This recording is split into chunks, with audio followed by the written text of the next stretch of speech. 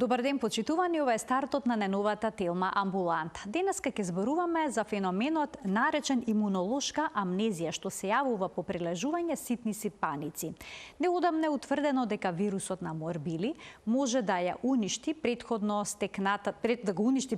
стекнатиот имунитет од разни од контакти со разни вируси, бактерии и други инфективни агенси, но и од вакцинацијата. Колку време на телото му треба да се опорави од овој проблем и да научи се од почеток. За имунолошката амнезија денеска зборуваме со епидемиологот професор доктор Драган Даниловски.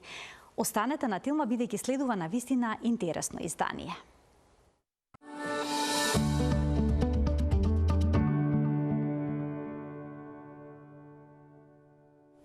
За феноменот наречен имунолошка амнезија денеска зборуваме со професор доктор Драган Даниловски, епидемиолог. Професоре, добре ни дојдовте во студиото на Телма.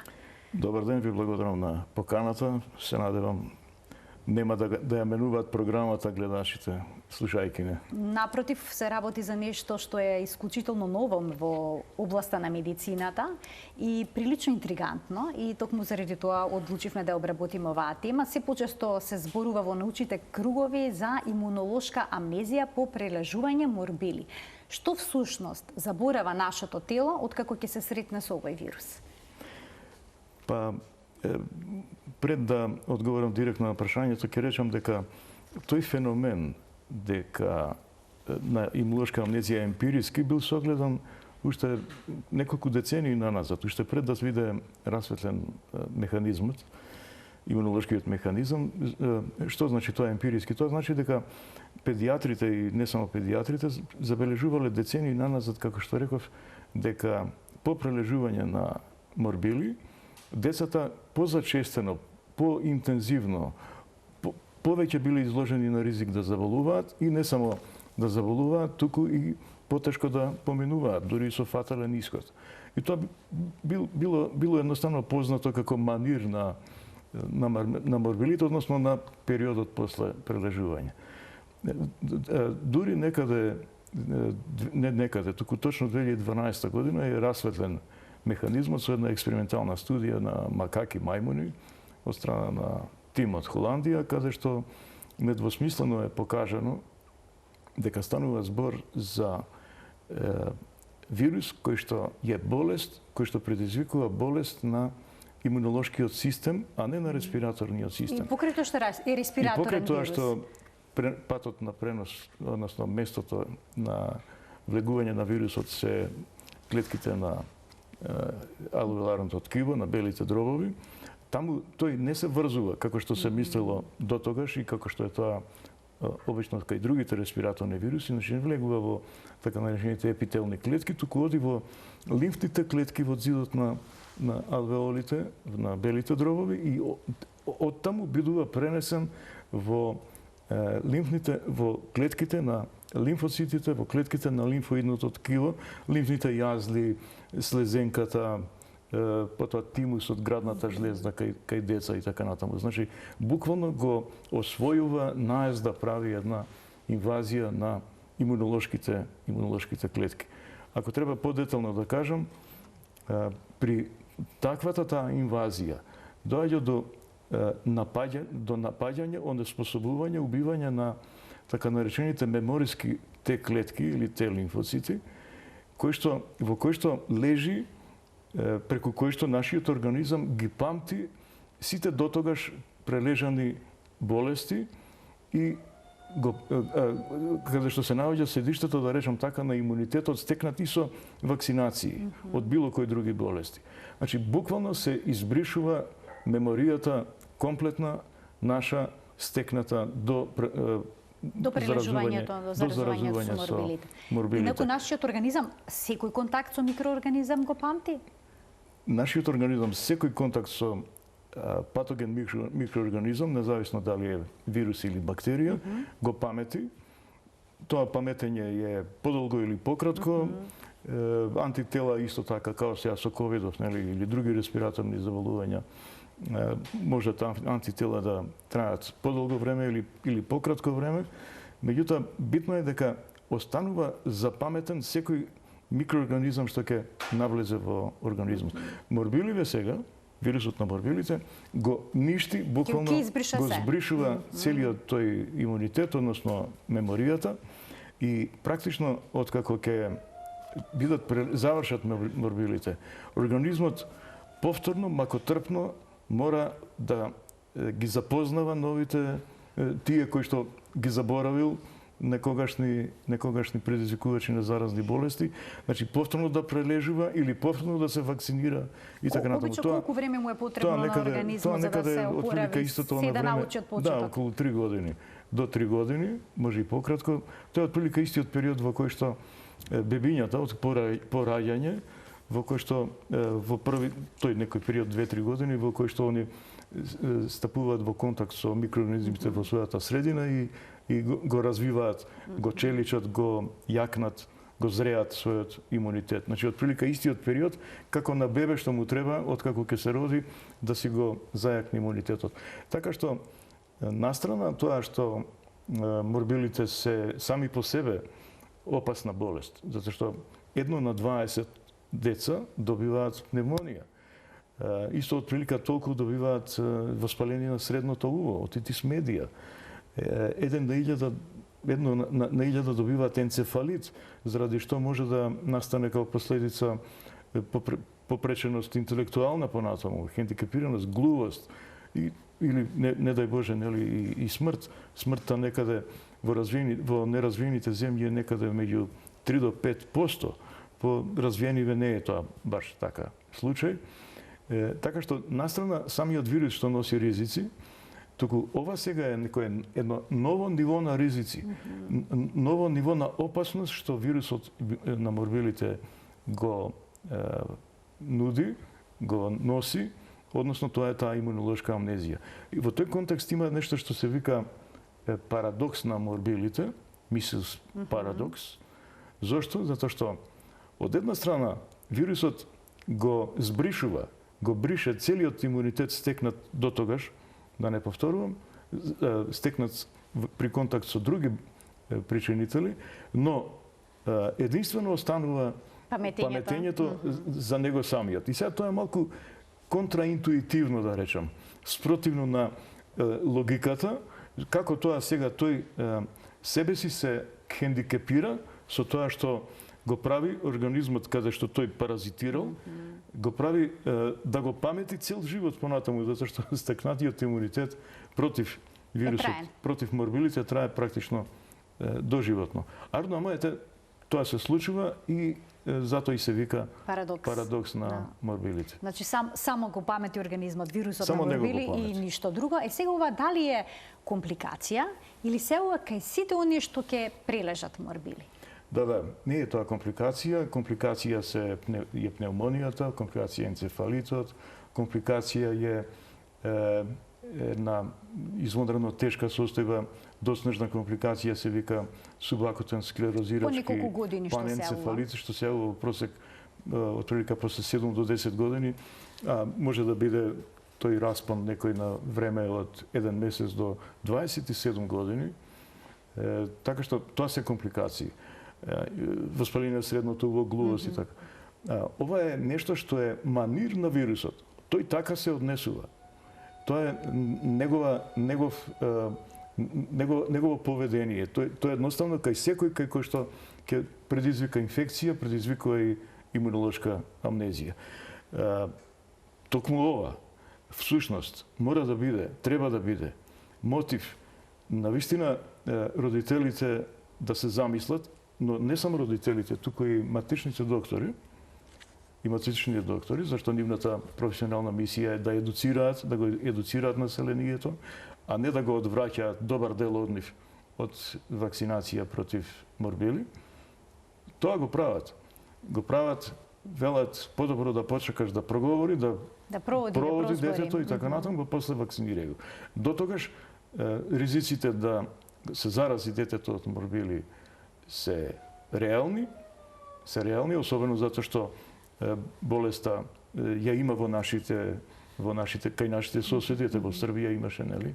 Па ние имавме овде епидемија во 2019 година и така. Значи, постојано виси тој ризик како дамаклов меч и оттаму мислам дека е тотално несериозно, неодговорно и непрофесионално и неетички од страна на доктор да биде препорачено на родител да почека да одложива вакцина. Да ја одложи вакцина. А професоре, вакцината може да создаде имунолошка амнезија, бидејќи се работи за истиот вирус? Единствено, токму заради тоа е важноста на одлуката за родителите да ја донесат да ги вакцинираат своите деца, токму заради тоа што само вакцината против морбили не доведува до имунолошка амнезија. Тоа е спасот, всушност. А дали има и други вируси што доведуваат до имунолошка амнезија, до бришање на целиот стекнат имунитет кон вируси, бактерии, габички, други инфективни агенси? Да, познат е уште само вирусот на сидата, ХИВ вирусот, кој што слично го разградува имунолошкиот систем на организмот, меѓутоа тоа го прави многу поспоро, постепено. Постепено напредува тоа разградување, да речем, на имунолошкиот систем на домакинот, за разлика од вирусот на морбилите, кој што тоа го прави, да речем така, за неколку дена. Тоа е страшно ефикасна работа. Предизвикува една тотална лимфопенија, знаат педиатрите. Во почетокот, кога ќе биде диагностицирана болеста морбили, доаѓа до нагол пад на лимфоцитите. Што значи дека организмот станува имунолошка табула раза наеднаш. Уште пред да почне да се гради имунитетот кон вирусот на морбилите. Значи, она збришување на сеќавањата, што се наоѓа во мемориските Т-лимфоцити, тоа доведува до еден комплетен пад, крах, да речам, на рушење на имунолошкиот систем и токму тогаш можат да се случат инфекции со така наречени комензални или опортунистички бактерии. И токму заради таквите тие опортунистички инфекции, значи оние кои што се јавуваат заради паднатиот, срушениот имунитет на организмот, токму тогаш можат да се јават и се јавуваат како секундарни инфекции, како компликации, пневмонии, кои што можат да бидат причина за смрт кај детето. Сега, кај ХИВ вирусот тоа оди малку поспоро, но споро, ама сигурно. А дали од ова имунолошко ресетирање би имале корист пациентите со автоимуни заболувања? Каде што сам имунитетот, имунолошките клетки го напаѓаат сопственото тело? Да, во контекст на предмет кој што го кажав, таа лимфопенија што се предизвикува првично во првата фаза на болеста, се покажало, има трудови за тоа, дека настанува така наречена транзиентна, значи минлива, привремена ремисија, повлекување, стивнување на некои автоимуни заболувања. Конкретно ќе ви кажам, станува збор за така наречен јувенилен ревматоиден артрит кај деца. Значи, наеднаш се повлекува, стивнува болеста, сите параметри оние што показатели автоимуни, антитела и така натаму се намалуваат заради инфекцијата со морбилите, заради таа лимфопенија, намалување на лимфоцитите. Исто така тука е така наречена тромбоцитопенична пурпура, значи крварење заради пад на тромбоцитите и тоа е автоимуно заболување. Ардова неодамна се откри дека да, тоа е така, полза можат да имаат привремена од инфекција со морбилите, само оние кои што претходно никогаш не биле ниту инфицирани со морбили, ниту вакцинирани со вакцина против морбили. Што е еден вакав услов. Да резимираме, значи, популацијата што ќе прележи морбили, значи ако се јави некоја мини епидемија, би имала последица од самото заболување неколку години подоцна, не само во моментот на прележувањето. Значи се додека не се стекне повторно имунитетот. Така, и не само тоа. всушност вакцинацијата против морбилите е значи и придонес кон здравјето на популацијата генерално земено. Не само што се обезбедува заштита против морбилите. Зошто? Затоа што, ете тоа што го рековте.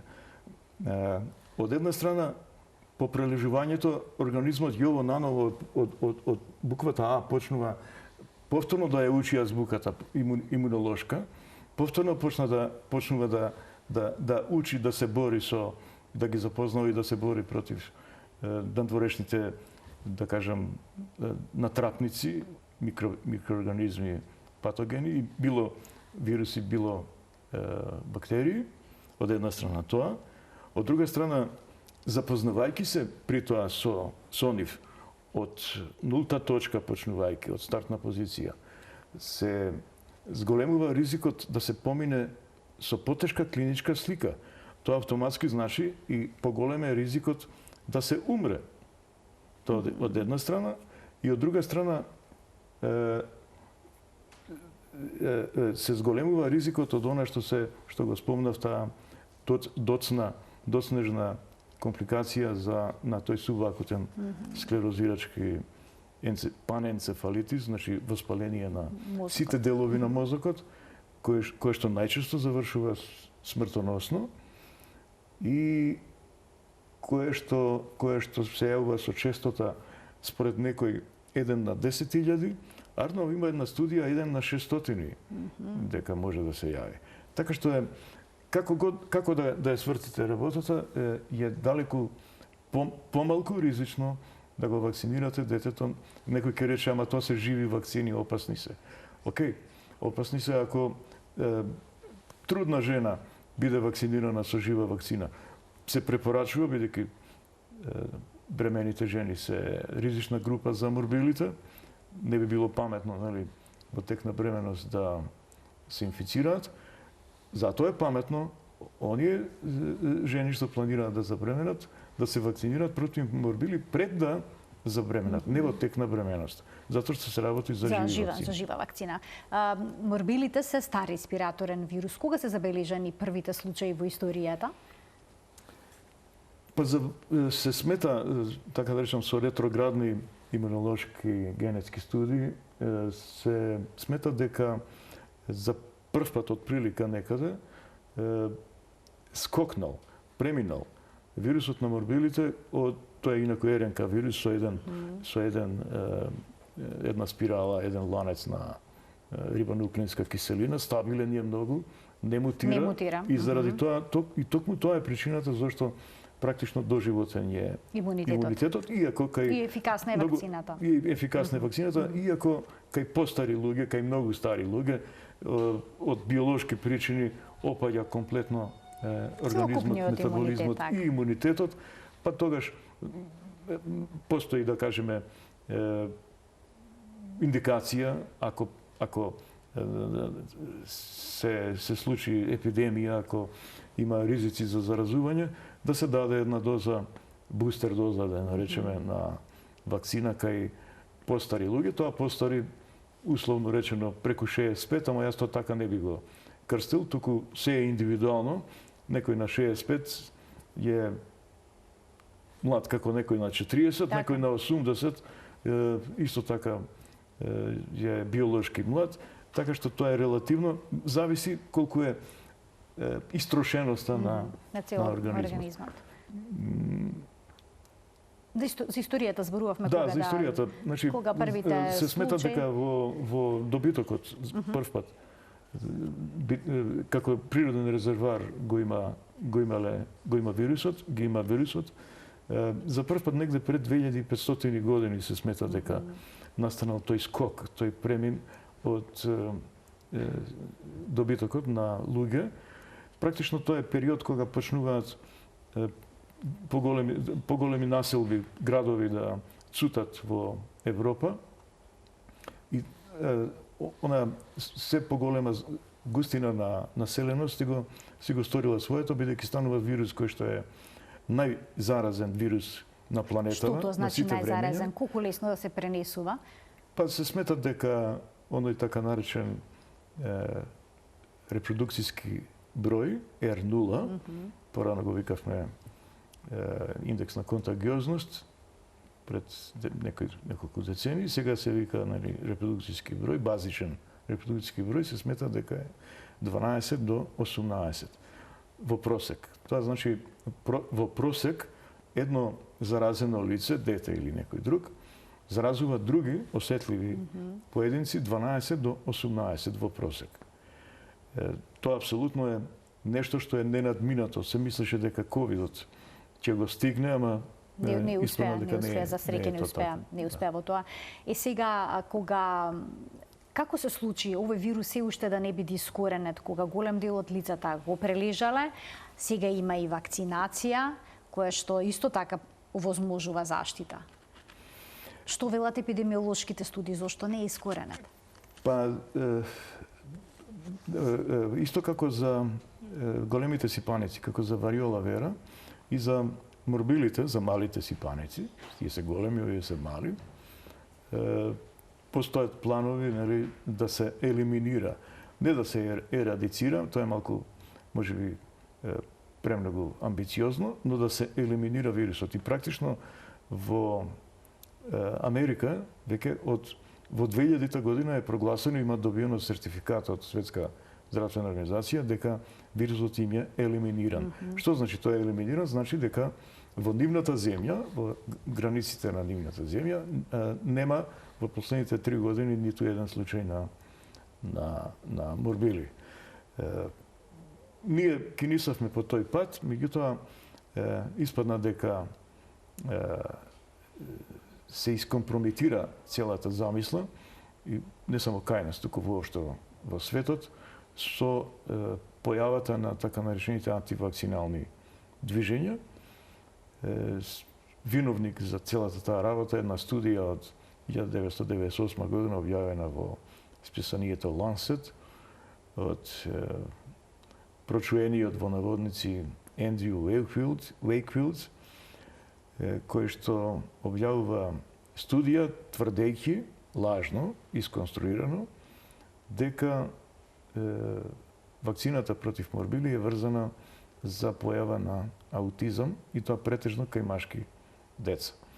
Покасно се покажа дека тој фалсификувал наоди, дека сето тоа било фейк, лажно, и објавената студија е повлечена од Lancet, ама лавината несопирливо беше тргната тогаш и од мало, да речеме, грудче настана огромна лавина која што не стивнува до ден денеска и се само ги менува боите и се транспонира, да кажам, се проектира на различни други ситуации.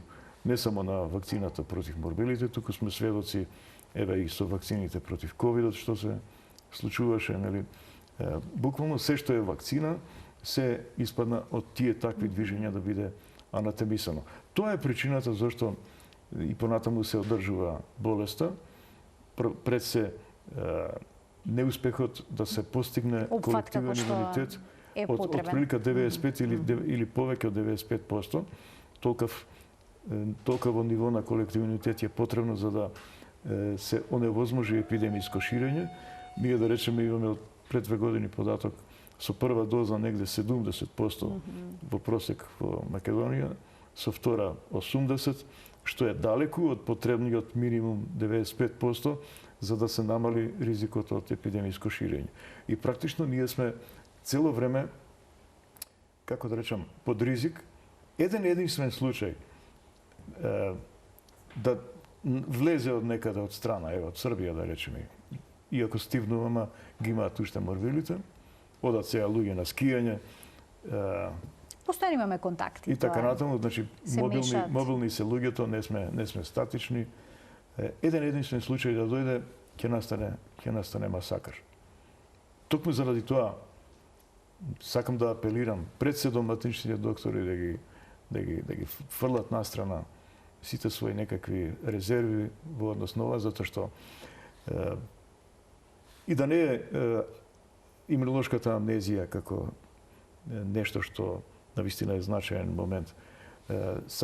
Самата болест е опасна со нејзините компликации, ама ако се земе предвид и ризикот од имунолошка амнезија, која што задолжително се случува, ете причина зошто што е можно побрзо кога има време на децата да ги примат вакцината која што се прима во 2 дози. Во 2 дози, да. Па се прима во 2 заради тоа што првата се прима од кај нас. Од 12 до 15 месеци се препорачува. Втората некаде од 6 до 12 години, некои велат и од 4 до 6 години, се едно. Но во секој случај меѓу првата и втората доза мора да има растојание минимум од 28 дена. Аха, значи мало да биде растојанието. Некој смета дека треба поминат неколку месеци или пак години. Идеално е да има 3 месеци. Идеално е, но минимум 1 месец. Минимум 1 месец. Но идеално е 3 месеци, идеално.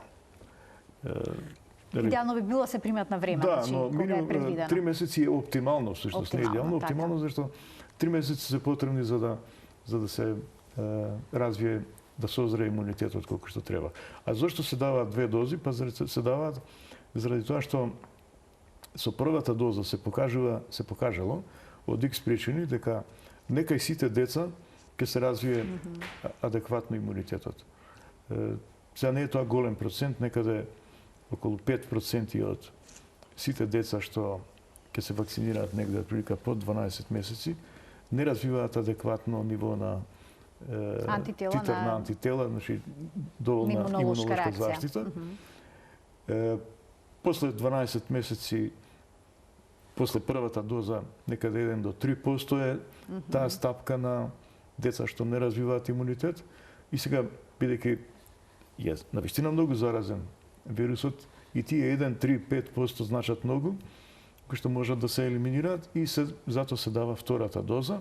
Значи првата му доаѓа некако како прайминг, како подготвителна за вторава, нели, на подготвен терен, на подготвен имунолошки систем да делува и го зголемува нивото.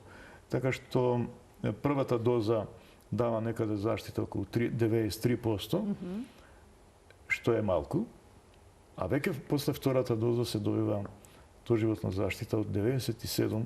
Така се качува всушност процентот на заштита, зашто се воведе и втора доза од вакцината. А професоре, дали вирусот на морбили останува во нашето тело по заразувањето? Присутен ли е или пак телото го елиминира сосема? Да, очигледно е присутен, бидејќи тоа е интрацелуларен, значи внатреклеточен паразит. Тој си постои понатаму, или барем овде-онде се идентификува дека постојат делови од неговата РНК, од јадрото. И со тоа се објаснува всушност и доцнежната компликација, оној субакутен склерозирачки паненцефалитис. Токму заради тоа што тој дреме, велиме, дормантен е, латински, дормантен, Успиен. Јас така се шегувам, викам дреме. Дреме и демне. И дремејки и демнејки, што демне? Демне да се случи одреден настан кој што ќе го разниша рамнотежата на имунолошкиот систем. Се мисли дека некој дури емоционален шок може да биде причина за тоа пад на имунолошкиот систем да настане. Инфекција одредена со некој друг причинител, што е травма некаква од физичка дури. Сето тоа го урива нагло имунолошкиот систем и во тој момент од задремана состојба се буди вирусот. И ги прави проблемите. Претпоставно и си начин функционира вирусот на крупна сипаница, бидејќи нели некои во подоснежните години добиваат херпес зостер. Да, дефинитивно. Тоа е истото? Варичела... Дремење и демнење. И тој дреме, и тој е дормантен, така, учено да се изразам, дормантен е. Но повеќе ми се допаѓа дреме и тој, како во зимски сон, мечките што во зима, нели, хибернираат. Варичела зостер вирусот, кој што е причинител на овчата сипаница или варичелата, или крупна, како што велите вие, е вирус кој што после прележување на варичелата, кој што е релативно лесно заболување, останува да дреме во клетките на нервните ганглии долж рбетниот столб. Значи, практично на местата на кои што од рбетниот столб, од рбетниот мозок, излегуваат корени на нерви за функционирање на организмот, секогаш на влезот има и така наречени нервни ганглии. Во нив овој варичела зостер вирус дреме и си ја демне шансата. Шансата ја добива најчесто во позрели, нема да речам стари години, позрели години кога објективно биолошки имунолошкиот систем опаѓа или повторно ако се случи некој стрес, травма, некаква инфекција со друг вирус или друго заболување. А контакт повторно со истиот вирус ако дојде организмот во контакт повторно со варичела, може и тогаш да дојде до тој проблем? Да, може и тогаш, иако тогаш може, ако е ослабен организмот, тоа ќе биде во многу поблага форма, но нема да значи дека ќе се добие херпес зостер. Значи, во поблага форма варичела. Херпес зостер, како се добива така што кога ќе се разбудат заспаните вируси во нервните ганглии, практично се манифестира со осип кој што е долж нервите што излегуваат од рбетниот столб. Практично онака како што одат ребрата на градниот кош. Најчесто се јавува на градниот кош долж ребрата, зашто таму под секој ребро оди така наречен интеркостален нерв, значи има нерви. Долж тие такви нерви настанува осип, тоа е многу болно. Постои вакцина за таа работа. Се препорачува секој над 50 години да се вакцинира. Ние за жал ја немаме овде кај нас. Ја има задолжителна е дури во некои други земји и така натаму. Така што време се тврдеше дека нема доволна ефикасност таа вакцина, дека поради тоа не била ставена во нашиот календар. Не е точно, јас ќе речам не се будали американците да ја нудат, и не само американците, цела Европска унија нуди вакцина ем против варичела, ем за постари вакцина против херпес зостер. Слична е како вакцината против варичела, која што патем кај нас не е во програмата за задолжителна имунизација.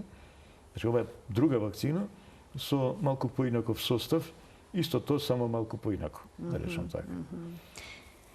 Други дормантни вируси кои се грипот, инфлуенцата, вирусот на инфлуенцата. Значи тие може да стојат. Вирусот на инфлуенцата успани во нашиот организам со години. Дефинитивно вирусот на инфлуенцата исто така може да дреме долго време и има последни некои студии кои што укажуваат дека е врзан за зголемување на ризикот, нема да речам причинител, врзан е за зголемување на ризикот од добивање на паркинсонизам, да речеме. Вирусот на грипот. Како е тоа покажано? Покажано е така што кај сите оние кои што биле заразени, имале грип, имале инфлуенца, кога добивале антивирусни лекови, после тоа значајно поретко добивале паркинсонизам, ги следеле долго време, за разлика од оние кои што не добивале никаква терапија. Така тоа е еден индиректен доказ дека постои една поврзаност асоцирана помеѓу вирусите и невролошките заболувања. Меѓу вирусот на грипот со овие невродегенеративни заболувања. Тука и Алцхаймерот го вбројуваат, потоа Алцхаймерот се врзува за мултиплекс склерозата со мононуклеозата врзуваат. Склероза се врзува за исто така дормантен вирус, спаѓа во херпес вируси, значи покрај во тие херпес вируси спаѓа овој херпес симплекс, сите ние што го носиме на така наречените мукокутани споеви, на спојот меѓу сузокожата и кожата. Значи херпес симплекс еден вирусот е врзан за се смета дека може би има улога во настанување на Алцхаймеровата болест. Но за Алцхаймеровата болест се смета дека и некои други микроорганизми имаат улога, да речеме причинителот на лајмската болест. Што се пренесува со крлеш? Така е, тоа е веќе бактерија, Борелија Бюргдорфери се вика. Значи, има и такви некои сознанија, па дека исто така може да има улога една друга бактерија, атипична, викаме хламидија пнеумонија, се пренесува често и по сексуален пат и така натаму. Значи, има разни ситуации во кои што вируси се согледува дека се во задмината не на настанувањето, туку на зголемување на ризикот од настанување на некои дегенеративни заболувања, пред се невродегенеративни. Потоа Епштайн-Бар вирусот е врзан за ризик, се смета дека е врзан. Но не само тој, туку и цитомегаловирусот, исто така херпес вируси со мултипла склерозата. За вирусот на морбилите рековме онај субакутниот склерозирачки паненцефалитис дефинитивно го има во заднина негова улога. Тоа е со вирусите. Така, професоре, ви благодарам многу за денешното гостување, за бројните појаснувања поврзани со оваа тема. Многу нови информации ни представивте на разбирлив начин. Убаво да се знае за имунолошката амнезија која што предизвикуваат морбилите, тоа уште една причина зошто редовно треба да се вакцинираат децата со оваа вакцина. Ви благодарам уште еднаш за гостувањето, секогаш е задоволство да се разговара со вас. Ви благодарам на поканата. Почитувани, тука ја завршуваме денешната тема амбуланта. Ви благодарам за вниманието со кое што не следевте. Имајте пријатен ден.